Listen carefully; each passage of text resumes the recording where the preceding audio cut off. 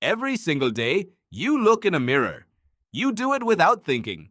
You glance at yourself in the morning, check your reflection in a shop window, catch your face in the dark screen of your phone before it lights up. You assume you know exactly what you look like. But here is the thing. You have never once seen your own face. Not really. And the science behind why that is the case reveals something deeply strange about the brain you are using right now. What you see in a mirror is not your face. It is a reversed, mentally constructed, emotionally filtered version of your face that your brain has been quietly distorting your entire life.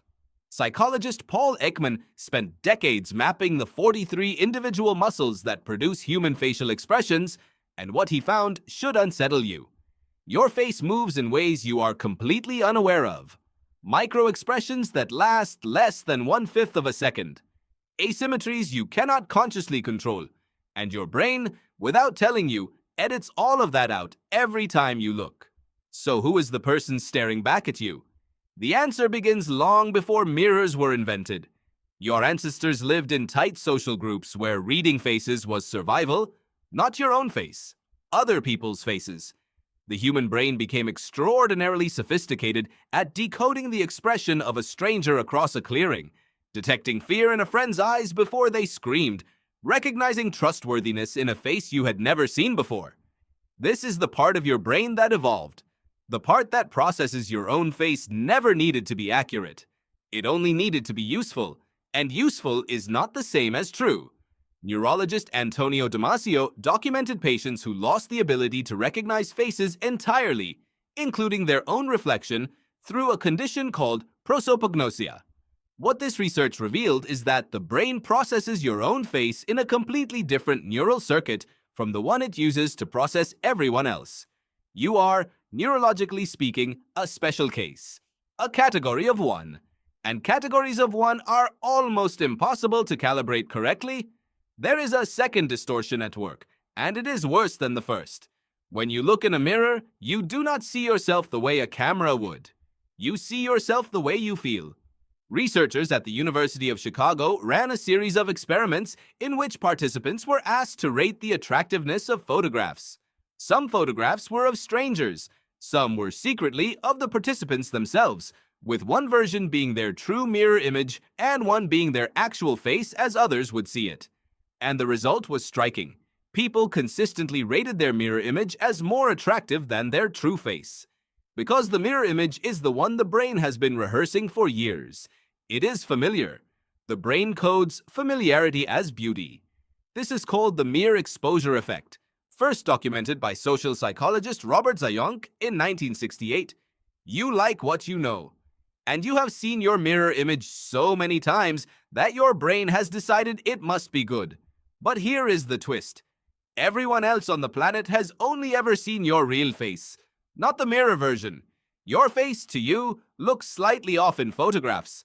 Your voice on a recording sounds wrong. Your laugh, when you hear it played back, feels foreign. That gap between the self you perceive and the self others experience is not a flaw in the mirror. It is a flaw in the map your brain has been building your entire life. And the map is wrong in a specific direction. Psychologist Nicholas Epley at the University of Chicago designed an experiment in which participants were shown a spectrum of images of their own face, altered to be slightly more or slightly less attractive than their actual face. When asked to identify the unaltered image, people did not pick the real one. They consistently selected a version that was measurably more attractive.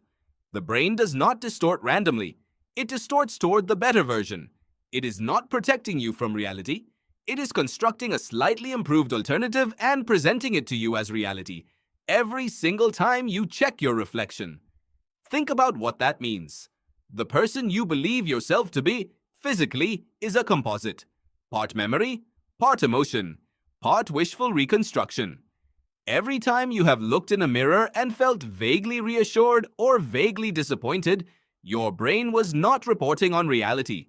It was reporting on a story.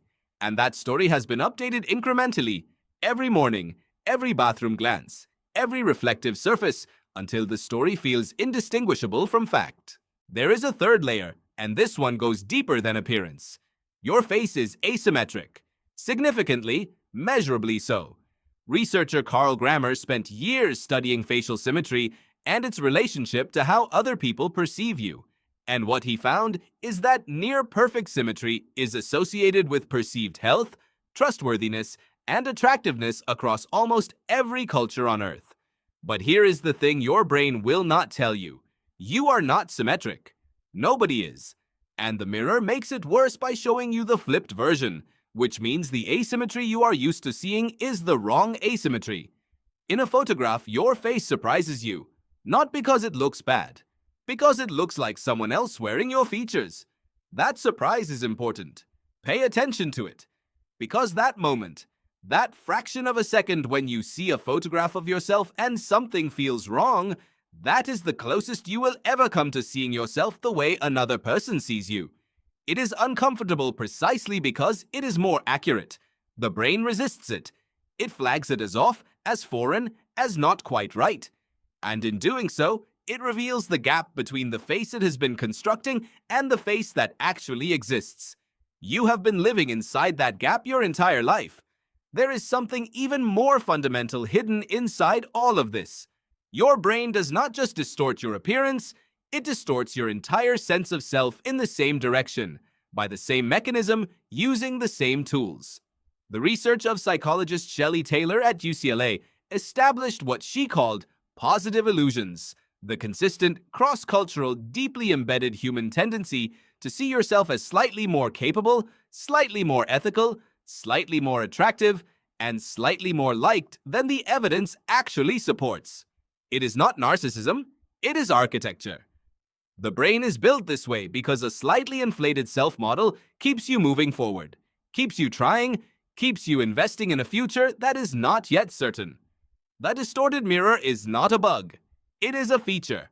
But knowing it is a feature does not make the distortion smaller, it just makes it visible.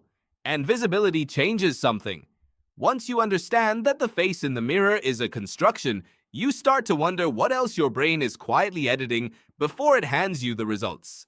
Your memory, your personality, your understanding of how others see you in a conversation, in a room, in a relationship.